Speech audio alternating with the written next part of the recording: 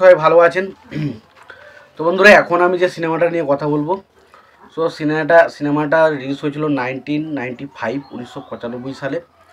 ছবির পরিচালক হিসেবে কাজ করেছিলেন হচ্ছে স্বপন সাহা এবং ছবিটার নাম ছিল হচ্ছে সন্তান যখন শত্রু। ছবিতে আমরা লিড চরিত্রে দেখেছিলাম প্রসেনজিৎ চ্যাটার্জি, তাপস পাল, টোটা রায়চৌধুরী, আব্দুল রজ্জাক সো আর অনেকে। তো এই সিনেমাটা নিয়ে স্পেশালি এখন কথা বলবো। সিনেমাটা কেমন লেগেছিল, ভালো নাকি খারাপ, সিনেমাটার কোন জিনিসগুলো ভালো ছিল সেইগুলো নিয়ে আলোচনা করব। তো তার আগে আপনাদেরকে একটাই কথা বলবো যে আপনারা যদি চ্যানেলটায় নতুন হয়ে থাকেন অবশ্যই আপনারা চ্যানেলটা সাবস্ক্রাইব করে নেবেন, আর যদি আপনাদের ভিডিওটি ভালো লেগে থাকে অবশ্যই আপনারা লাইক কমেন্ট শেয়ার করতে ভুলবেন না। তো দেখুন, সিনেমাটা নিয়ে আলোচনা করার আগে বলে রাখি, এই ধরনের সিনেমা আমরা বিগত প্রসেনজিৎ এবং রজ্জাক দুটির এরকম কয়েকটা 3-4টে সিনেমা একই রকমের দেখি, যেখানে আমরা বাবা কেন চাকর, সন্তান যখন শত্রু বা ধরুন অন্নদাতা, এই ধরনের সেই সিনেমাগুলো যেখানে আমরা দেখতে পাই যে প্রসেনজিৎ এই মানে একদম যে পুরোপুরি হুবাহু ছবিটা ওরকম না, ওই রকম ধরনের ক্যারেক্টার নিয়ে কিন্তু সিনেমাগুলো বানানো হয়েছিল।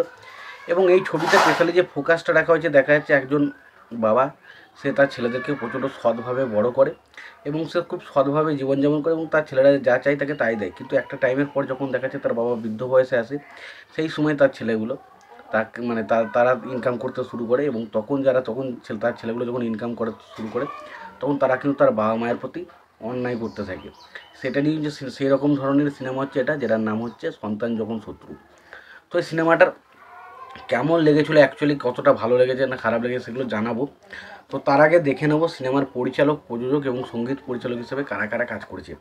ছবির পরিচালক হিসেবে কাজ করছে হচ্ছে স্বপন সাহা, ছবিটার প্রযোজক হিসেবে কাজ করছেন সুব্রত মহারায়, ছবিটার গল্প হিসেবে কাজ করছেন মোহাম্মদ রফিক জামান, ছবিটার সঙ্গীত পরিচালক হিসেবে কাজ করছেন আলাউদ্দিন আলী, ছবিটার চিত্রনাট্যকার হিসেবে কাজ করছেন মোহাম্মদ রফিক জামান, ছবিটার অভিনয় করেছেন প্রসেনজিৎ চ্যাটার্জি, ঋতুপর্ণা সেনগুপ্ত, তাপস পাল, আব্দুল রজ্জাক, ইন্দ্রাণী দত্ত, সুমিত্রা চ্যাটার্জি, শুভেন্দু চট্টোপাধ্যায়, নন্দিনী মদন, টোটা রায়চৌধুরী, মৌমিতা চক্রবর্তী, সুভাষিস মুখার্জি, গোড়া, রথিনবাবু, মনীষা চ্যাটার্জি সহ আরও অনেকে।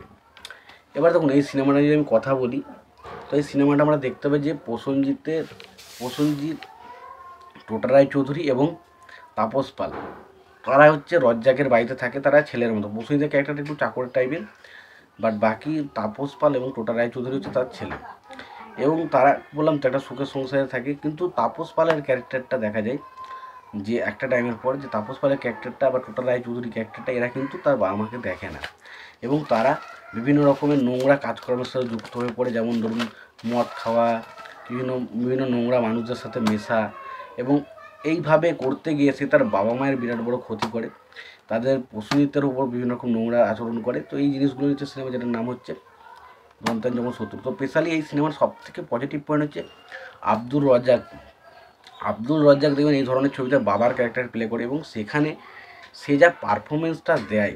এবার দেখুন, সত্যি কথা বলতে তার পারফরমেন্স এখন মানুষজন দেখলে হয়তো খিল্লি করবে, বাট সেখানে যে ইমোশনাল বা যে বিষয়টাকে সে ফুটিয়ে তুলতে পারে না, সেইটা সত্যি বলি দেখার মতো। এবং তার পাশাপাশি এখানে আমাকে কথা বলতে হবে যার নাম হচ্ছে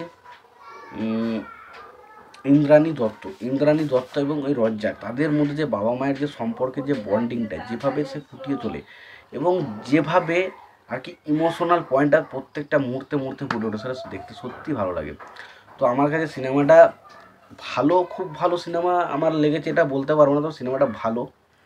তবে এই সিনেমাটা পুরোপুরি একটা পারিবারিক, যারা সিনেমা দেখতে ভালোবাসেন, যারা তো একটু বয়স্ক মানুষ, তাদের কাছে সিনেমাটা হয়তো বেশ ভালো লাগবে, বাট আমার কাছে কিন্তু ওভারঅল একটা ঠিকঠাক সিনেমা লেগেছে। তোমাদের কেমন লেগেছে সিনেমাটা জানিও। ভিডিওটি ভালো লেগে থাকলে লাইক কমেন্ট শেয়ার করে দিও। চ্যানেলটি যদি তোমরা নতুন হয়ে থাকো অবশ্যই তোমরা চ্যানেলটা সাবস্ক্রাইব করে নিয়ে পাশে বেল আইকনটা অবশ্যই প্রেস করে দিও। ভালো থেকে সুস্থ থেকে দেখা করে।